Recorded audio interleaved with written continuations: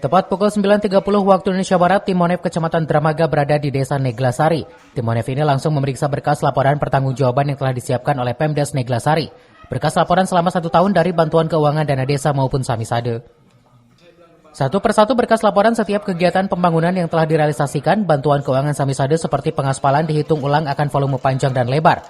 Hal tersebut guna menyesuaikan dengan berkas laporan. Ketahanan pangan dari dana desa dipergunakan oleh kelompok perikanan lele Dumbo dengan metode bioflok. Pembuatan berkas laporan pertanggungjawaban tidak ada kendala selain melampirkan bukti pembelanjaan tertera dalam bentuk kwitansi ataupun faktur.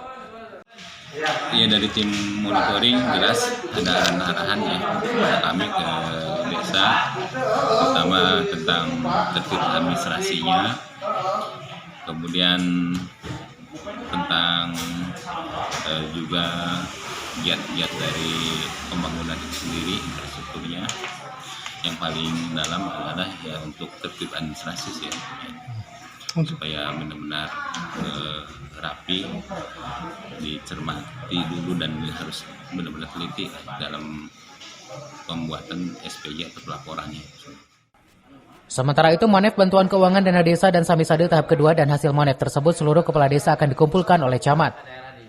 Nanti kami serahkan kepada tim teknis untuk melihat bangunan dan juga yang administrasi nanti dari tim administrasi.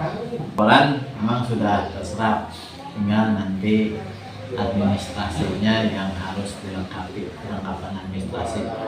Dan kami sudah bersurat kepada para kepala desa bahwa semuanya paling lama tanggal 4 ya, 4 Februari dikumpulkan. Hasil Monef ini nanti akan kami bawa dalam evaluasi khusus dengan para kepala desa. Dari Dramaga, Kabupaten Bogor, Iman Abdurrahman melaporkan.